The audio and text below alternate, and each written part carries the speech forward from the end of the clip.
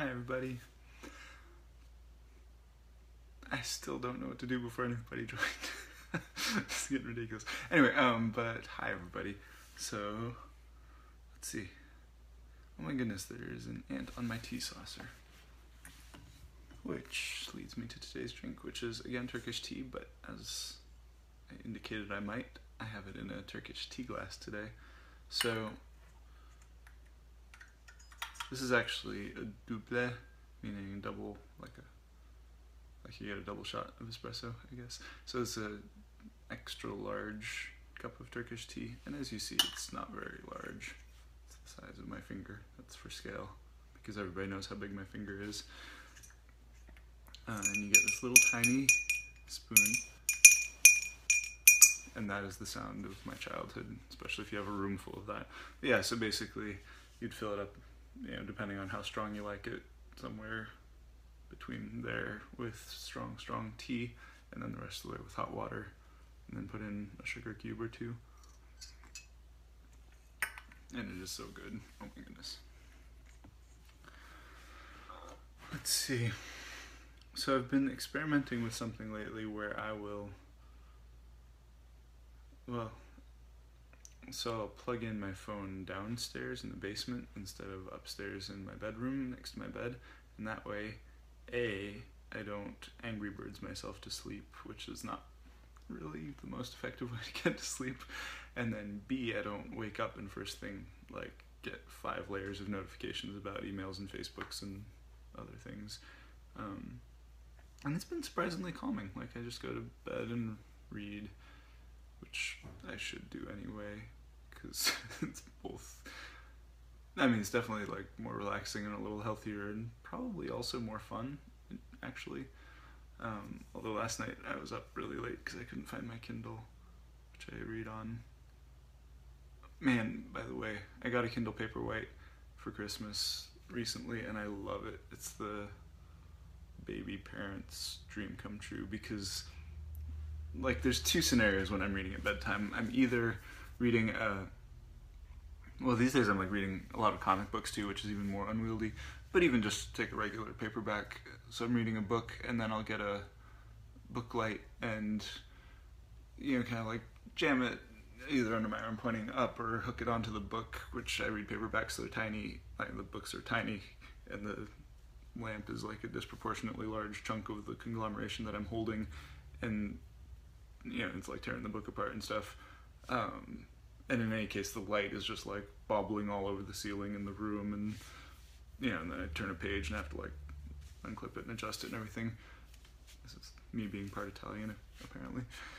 Anyway, so it's either this huge light flashing all over the room such that my baby is basically sleeping in a disco, which doesn't work, and the baby doesn't sleep anyway, so it's bad news. Or, open the Kindle Paperwhite and turn it on, and it's got a soft glow behind the words, and it's great. It's still, you can set the brightness for it to be bright enough for me to read it well. It's a little, brighter than might be ideal for somebody sleeping in the room, but it's perfect otherwise. And it's great too because it's little and it's light and it's backlit. Not backlit, but it's whatever, gently lit in its own proprietary fashion. So if I'm rocking the baby to sleep, I can be holding the baby like this and holding the Kindle like this. Just read and rock. And it does give her something bright to look at and be curious about, which sometimes doesn't always work great. But then you can just tip it that way, and as long as you can get the angle right, it's not in her line of sight anymore. Anyway, that's probably all super boring. I can, but for those of you who are parents, now you know. For those of you who are not parents, but might be someday, now you also know. And in case you couldn't tell, I'm also not very awake today. Probably because of the aforementioned baby-related dynamics. Hi! Alright, we should cut to the chase. Today we're reading from the Dreamworld Collective, continuing in Chapter 3, Japanese Pengla Mystique. Oh, and when we just left off, they had decided to start. I'm from downstairs, basement. This is great. So where we had left off, I'm so tired. They had decided to live in a house together if they could, and Otto had done some online research and actually figured out which house and who to talk to about it. Next morning, Alex sat with Zen and Sushi at the girls' kitchen table as Summer prepared a breakfast concoction. He sat back, half listening to Zen and Sushi, relishing the pleasure of sitting with friends in a warm kitchen. This time yesterday, he'd been at work for 6 hours. He laughed quietly, an energetic eagerness pulsed inside him, free and ferocious. It was time to get the plan moving, not least because he knew he could come to his senses at any minute. He ran over the plan in his mind, feeling for weak spots. The four of them living together, finding creative ways to support themselves, refusing to settle for a boring life. It felt so right, almost. The nagging, responsible part of him couldn't let go of the money question. He knew Zen and the others were hard workers, definitely creative enough to find a successful scheme or two, but 4 people with no secure income at all? Actually, that would be lovely if you want to make me some coffee. This is technology at its finest. I'm broadcasting to one person who is my wife, who is upstairs, who offered to make me coffee, and I am taking her up on it. Thank you, love.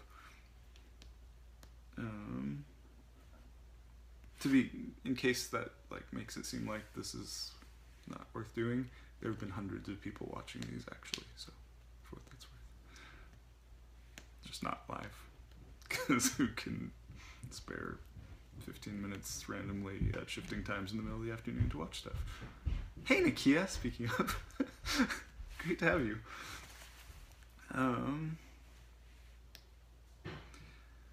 They hadn't committed yet. There was nothing to stop him backing out, but then what? Back to managing a coffee shop? Evenings alone, wondering what would have happened? A breath escaped him, half laugh, half sigh, at the thought that slipped through his mind.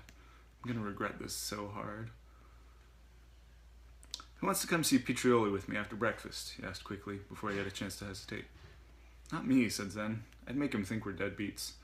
Take Sushi, she's all responsible looking. Yeah, exclaimed Sushi. I'll do my hair the grown-up way. Summer was just as excited. It's been a while since you did that one. A walkie-talkie on the table crackled. Otto's voice came through a burst of faint white noise. Yeah, do the grown-up one. Sushi's silky hair was buzz-cut on one side, and when she didn't spike it, angled on the other side from ear to chin in a sleek black sweep. She demonstrated her different looks. Hipster casual. She ruffled her hair into a random spiky mess. Hipster formal. She pressed it into a faux hawk. Gallery interview, distinguished yet eccentric. She pulled the crest to the side and drew it out into a smooth wave pointing oddly up over her left ear. Gallery opening, she concluded, smoothing her hair with a comb so it swept over one eye with a sophisticated sheen, also known as the grown-up way. I like it, said Zen. Versatile yet efficient, and a total aura of mystery when it's down. I want to see, crackled Otto over the radio. Point the thing at her face. Zen grabbed... Apparently this is how I do a radio. Totally works. Zen grabbed the radio and pointed it toward Sushi. Other way, said Otto. Zen flipped it over. No, the other way. Oh, sorry. Zen shifted the radio again. The transmission was clear enough for them to hear Otto mutter, Such a noob. To be fair, muttered Zen, you did just cobble this together out of, I'm guessing, a radio and an old cell phone? And a headphone, Otto replied casually, and a couple, things. I like the hair, Sush. Way to play up the Asian mystique. Summer snorted. More like the Japanese Bangla mystique. Zen sat for a long moment. Did you just make that up on the spot? Nah, Summer replied. I've been working on it for a while. I mean, it took me our first 2 years together just to straighten out all the components. Yep. The whitest thing about me is my mother's maiden name, Sushi stated proudly as Summer rolled her eyes and mouthed the same words behind Sushi's head. Alex nodded eagerly. What's your mother's maiden name? White, said Sushi and Summer simultaneously. Wow. Zen shook his head. Walked straight into it, dude. Breakfast is ready, announced Summer.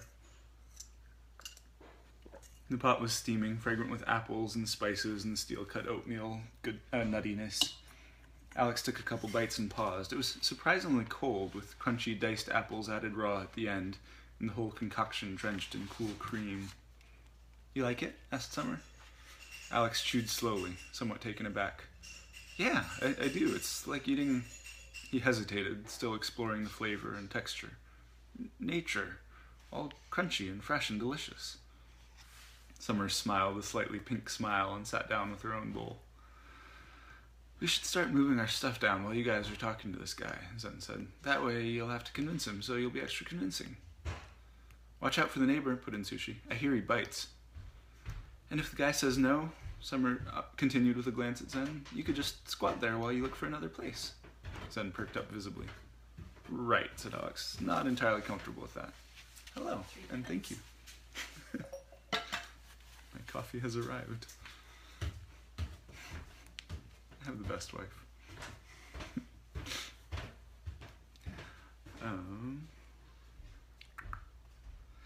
Good, Sushi smiled wickedly. Call it motivation.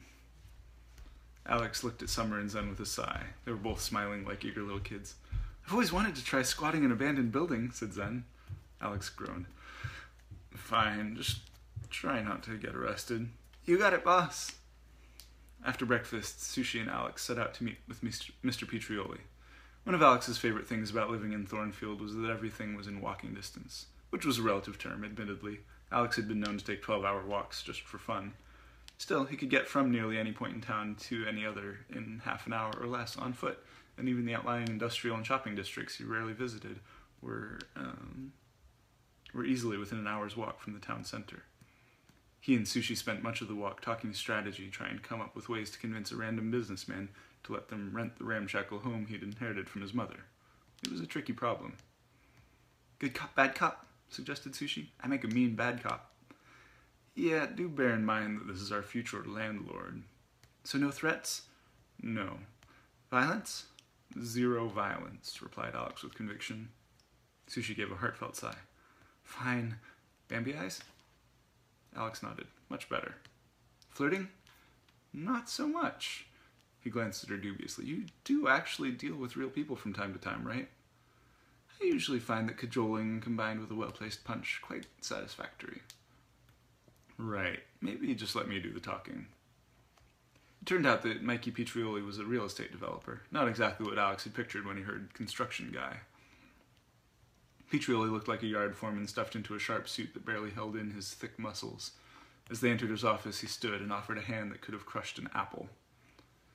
What can I do for you? Alex could tell instantly that directness would be the key to success. We'd like to rent 518 Sparkleberry. How'd you find out about that? Asked Pietrioli. We know a guy, Alex said casually. This was technically true. We know it's not in good condition, he added. We don't mind. You willing to sign a waiver? Sure. You know it's set for demolition? Alex hesitated but managed not to show it. How soon? He asked smoothly. About this time next year. Pietrioli gave them a long look. You two married?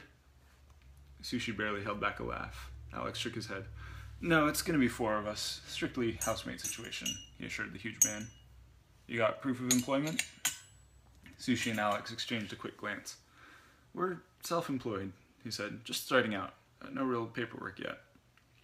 Pietrioli kept watching them, thinking. Unreadable.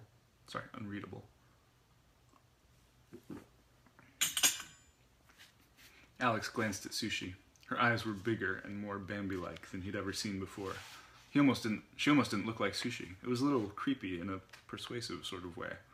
Alex realized this was the time to make his case. You're not making any money on the place. We're looking for a house just like that one.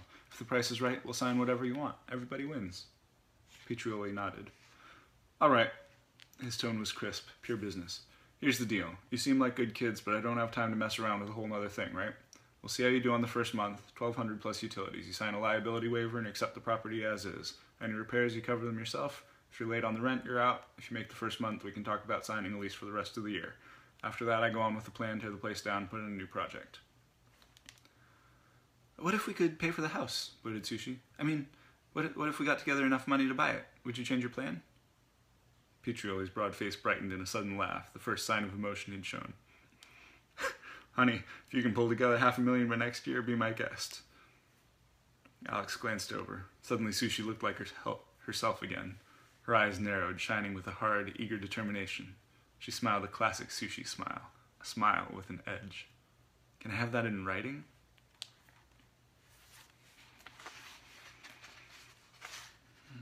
It seems short, but I think that has to be it for today because the next bit is also a bit long.